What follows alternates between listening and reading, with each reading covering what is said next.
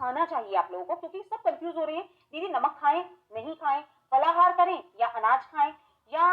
अगर हम कहीं बाहर जा रहे हैं तब हमें क्या करना चाहिए, भोजन करें बाहर या ना करें, यदि हमारा पीरियड आ गया और हमें खाना नहीं इस दौरान बनाना या खाना या पूजा नहीं करनी तब हम क्या करें। इसके बाद में कुछ अन्य कमेंट्स ये भी थे कि दीदी प्याज लहसुन खाया जाता है या नहीं खाया जाता, हम मेडिसिन अपनी ले सकते हैं कि नहीं व्रत के दौरान, या जो लोग नॉनवेज खाना पसंद करते हैं वो इस दौरान नॉनवेज खाएं या ना खाएं। और कुछ कमेंट्स तो ये भी थे कि दीदी यदि सुबह की पूजा हम करते हैं उसके पहले क्या हम चाय कॉफी वगैरह जो लोग लेते हैं रेगुलर जिनकी हैबिट होती है उन्हें वो चाय कॉफी लेनी चाहिए या नहीं लेनी चाहिए, या व्रत के दौरान कौन सा वाला नमक यूज करें, नमक खाना है नहीं खाना है, सेंधा नमक ले क्या करें, कुछ समझ नहीं आ रहा है दीदी। बहुत सारे मतलब मेरे पास इस तरह के कमेंट इकट्ठे हो गए थे, तो मैंने सोचा क्यों ना वीडियो के माध्यम से आपको सारी चीजें क्लियर कर दी जाए जिससे कि मन में कोई संशय भी ना रहे और आप व्रत बहुत अच्छे तरह से कर सके। क्योंकि क्या होता है व्रत के दौरान हमारा पूरा दिमाग खाने पीने में ही लगा रहता है कि अब हमें भूख लग रही है, अब हमें भूख लग रही है, और थोड़ा सा इंसान का मन चिड़चिड़ा हो जाता है उस समय पर। तो आज की वीडियो में मैं आप लोगों को सारी चीजें बताने वाली हूँ व्रत के दौरान आपको क्या खाना है क्या नहीं खाना है और किन बातों का विशेष रूप से आपको ध्यान करना है। तो चलिए वीडियो को प्रारंभ करते हैं। व्रत वाले दिन सबसे पहले जब आप सुबह उठ जाते हैं स्नान करने के पश्चात भगवान का पहले पूजन अर्चन करें, क्योंकि अन्य दिनों में तो देखिए हम लोग सुबह उठकर चाय कॉफी वगैरह जो हमारी लेने की आदत होती है वो होती है, परंतु व्रत वाले दिन ये हमारे लिए एक विशेष दिन होता है, तो इस दिन सबसे पहले भगवान का पूजन अर्चन आपको करना चाहिए। पूजा वगैरह करने के बाद जब आप सुबह की पूजा करके आ गए, क्योंकि आपने देखा होगा चैनल पे मैंने सारे वीडियो डाले हुए हैं, सुबह की पूजा वगैरह सारे नियम आपको प्लेलिस्ट में मिल जाएंगे, एक बार चेक कर लीजिएगा। आप पूजन वगैरह करके आ गए, उसके बाद में क्योंकि मैं खुद भी 3 से 4 बार पशुपति व्रत कर चुकी हूँ, पूजन करने के बाद आप घर जब आ जाते हैं उसके बाद में आप चाय ले सकते हैं, दूध ले सकते हैं, कॉफी ले सकते हैं, आप जो चीज चाहें चाय दूध कॉफी वगैरह कुछ भी ले सकते हो। इसके बाद बारी आती है कुछ लोग जो चाय कॉफी वगैरह नहीं लेना पसंद करते वो फल खा सकते हैं, आप कोई भी मौसमी फल खा सकते हो जो आपको सूट करते हैं, आपके स्वास्थ्य के जो अनुकूल है, आप कोई भी मौसमी फल ले सकते हो, आप जूस ले सकते हो, कोई भी जूस ले सकते हो, परंतु ध्यान रखिएगा नमक नहीं मिलाऊं, क्योंकि व्रत के दौरान वैसे तो पशुपति व्रत जब हम करते हैं और महादेव के जो भी व्रत होते हैं उनमें मीठे भोजन का विधान होता है, परंतु आजकल हमारी शारीरिक क्षमता नहीं होती है तो हम नमक का सेवन कर लेते हैं, परंतु नियम रखें कि व्रत के दौरान एक बार नमक का सेवन करें तो बहुत अच्छा होगा। व्रत के नियमों के अनुसार आप एक बार नमक का सेवन कर सकते हो। इसके बाद में आप देखिए जूस, मैंने आपको बताया जूस ले सकते हो, आप मूंगफली से बनी कोई भी वस्तु खा सकते हो, जैसे कि बिना नमक की आपको जो चिक्की बनी हुई मार्केट में मिल जाती है, कई बार हम घर में भी बर्फी बनाते हैं मूंगफली की, आप मूंगफली के दाने सेक के खा सकते हो, कुछ लोग मूंगफली के दाने को पीस कर उसमें शक्कर मिला के खाते हैं, आप वो खा सकते हो चाय के साथ, आप दूध ले सकते हो, आप दही खा सकते हो शक्कर मिला के। इसके बाद में कुछ लोग साबूदाने की खीर बना के खाना पसंद करते हैं तो आप खीर खा सकते हो, गाजर का हलवा हो गया, कुछ भी तरह के जो हलवे हो गए जो फलाहारी होते हैं यानी कि जो मीठे होते हैं जिसमें नमक नहीं होता, आप वो चीज ले सकते हो। आप नहीं रह सकते तो आप ड्राई फ्रूट्स खा सकते हो। उसके बाद में आप पनीर खा लीजिए, वो भी एक अच्छा हैवी मतलब माना जाता है, तो आप व्रत के दौरान वो खा सकते हो, क्योंकि कुछ लोग पूरा दिन कुछ नहीं खाते, रात्रि में भोजन करते हैं, तो कुछ लोगों को नहीं रहा जाता है, भूखे नहीं रह सकते हम लोग, क्योंकि हमारे अंदर चिड़चिड़ापन आने लग जाता है, पूरा ध्यान हम लोगों का खाने में रहता है कई बार, क्योंकि क्या होता है व्रत वाले दिन अक्सर आप देखिएगा कि नॉर्मल दिनों में हम भूखे रह रहते हैं, हम देर से खाना खा लेते हैं, परंतु व्रत वाले दिन सुबह से ही हमारे माइंड में चलता रहता है जल्दी से हम पूजा करके आए और कुछ ना कुछ खाएं। ठीक है, तो ये सभी की मेंटेलिटी होती है, या तो हम बिजी हो तो हम कई बार खाने में हमारा ध्यान नहीं जाता है, परंतु ये हमारा माइंड होता है जो हमें बार बार संकेत देता है हमने कुछ नहीं खाया है दिन भर से, तो ये जो चीजें मैंने आप लोग को बताई आप ये जरूर खा सकते हैं। ठीक है, इसके बाद में बारी आती है शाम की। शाम को जब आप भोजन करने बैठते हैं, जब आप पूजा करके आ जाते हैं मंदिर से, शाम का पूजन जो हमें करना होता है उसकी भी वीडियो डली हुई है, थाली में हम 6 दीपक लगा के लेके जाते हैं, प्रसाद लेकर जाते हैं। अब जब आप अपने घर आ जाते हो उसके पश्चात जो आपको प्रसाद का जो हिस्सा है, आपका जो तीसरा हिस्सा घर में लाए हो, प्रसाद जो भी आप बनाकर लेकर गए अपने घर से, आपने जो भी बनाया क्योंकि घर से प्रसाद बनाना होता है, प्रसाद खाने के बाद अब बारी आती है खाना खाने की। अब आप खाने में, क्योंकि पहले जब मैंने फर्स्ट टाइम व्रत किया था तो मैंने मीठे भोजन पे व्रत किए थे, परंतु गर्मियां आ गई हैं तो मैं कई बार व्रत जब करती हूँ तो मुझसे मीठा भोजन नहीं सहन हो पाता है, खाना चक्कर आने लग जाते हैं, कुछ लोग को ब्लड प्रेशर की दिक्कत होती है, तब आप सेंधे नमक से बना भोजन कर सकते हो, कोई दिक्कत नहीं है। अब आप सेंधे नमक से, यदि आप फरियाली व्रत का आपने संकल्प लिया है कि मैं फरियाल खाऊंगी, अनाज का सेवन नहीं करूंगी, तो फरियाल में आप साबूदाने की खिचड़ी ले सकते हो, आप आलू मूंगफली के दाने बना के खा सकते हो जो हम सेंधा नमक डाल के बनाते हैं, परंतु विशेष तौर पर ध्यान रखिएगा नमक सेंधे का ही प्रयोग आपको व्रत के दौरान करना चाहिए। आप सेंधे नमक से बनी हुई जैसे कि सिंघाड़े का आटा हो गया, आप उसका पूड़ी बना के खा सकते हैं,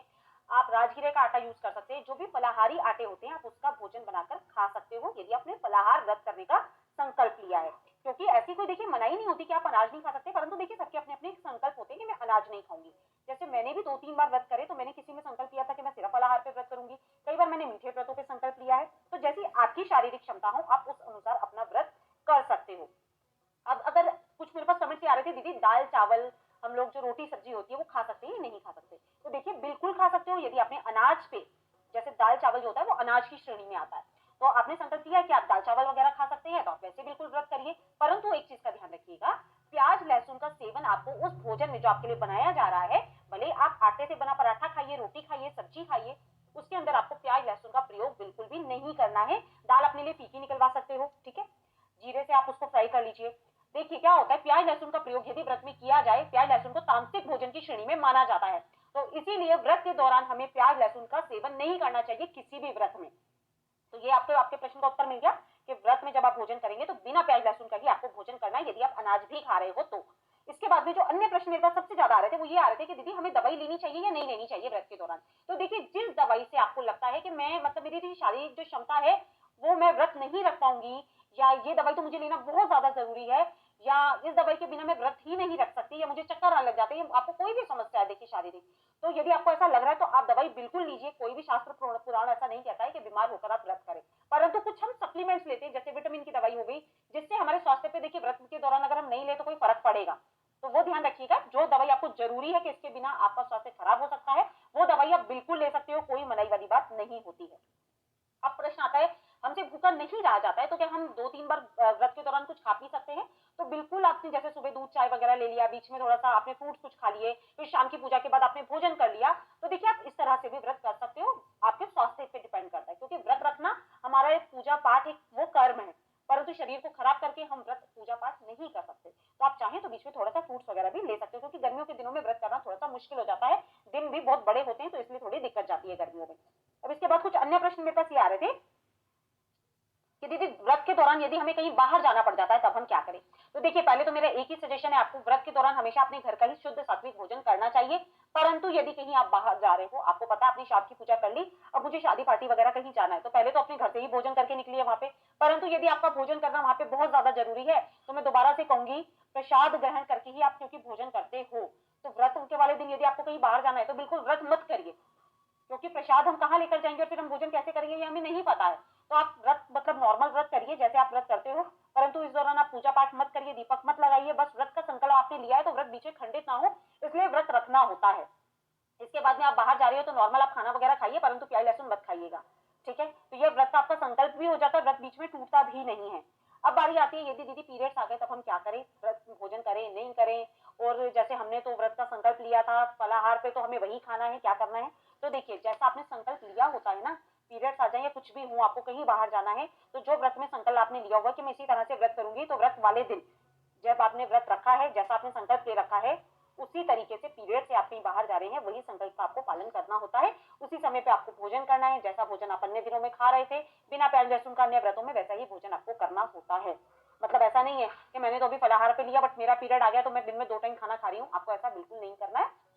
जैसे आपके अन्य व्रतों में आपने संकल्प लिया हुआ, उसी संकल्प से आपको अपने पीरियड्स वाले दिनों में या आप कहीं बाहर जा रहे हो तब भी आपको वही संकल्प का आपको पालन करना है। देखिए, एक चीज का विशेष ध्यान रखिए, जब भी आपको लगता है आज मुझे कहीं बाहर जाना पड़ जाएगा या आज मैं व्रत नहीं कर पाऊंगी, तो व्रत को क्योंकि बीच में छोड़ा नहीं जाता, व्रत खंडित हो जाता, आप सभी जानते हैं। व्रत रखें, परंतु इस व्रत को काउंट नहीं किया जाता। व्रत वही काउंट होते हैं जिन व्रतों में आप मंदिर गए हो, मंदिर में सुबह शाम की पूजा करिए, दीपक लगाए हैं।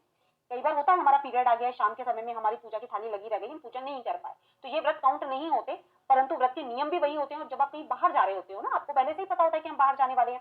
तो जैसे आप किसी बड़ी यात्रा पे गए हैं, आपको पता है मैं 3-4 दिन बाहर रहूंगी और इस बीच मेरा व्रत भी पड़ेगा, तो आप अपने लिए पहले से ही घर से जो भी व्रत की जो सामग्री होती है, जैसे कि चिप्स हो गए, जब आप शाम को क्योंकि कुछ यदि आप खाना खा रहे हो, कुछ भी खा रहे हो, तो बिना प्याज लहसुन से जो भी चीजें बना के आप लेके जा सकते हो अपने साथ में। जैसे कुछ लोग लड्डू ले जाते हैं,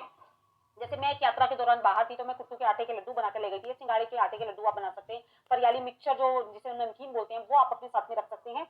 तो आप इस तरह से अपनी यात्रा की तैयारी कर सकते हो जब आप कहीं बाहर जा रहे हो। या कुछ फ्रूट्स आप अपने साथ में रख सकते हैं, आप ड्राई फ्रूट्स अपने साथ रख सकते हैं, आप मखाने सेक कर उनको अपने साथ ले जा सकते हैं। इससे आपका क्या होगा, पेट भी भरा रहेगा, आपका व्रत भी मान्य होगा इससे। क्योंकि क्या होता है, बाहर हमें शुद्धता का बिल्कुल भी पता नहीं होता। और जब आप किसी शादी वगैरह में देखिए जा रहे हैं, अब बारी वही आती है कि दीदी हमें शादी या हमारे घर के कोई कार्यक्रम है उसमें जा रहे हैं, तब हमें क्या करना है? क्योंकि देखिए, व्रत तो आपने रखा ही नहीं है, आप भी जानते हैं। तब आप यदि शादी वगैरह में कहीं जा रहे हैं तो वहां पर भी आपको वही चीज करनी है, बिना प्याज लहसुन से बनी जो भी चीज मिठाइयां वगैरह हो, वो आप एक जगह पर बैठ के अपना आराम से खा सकते हैं।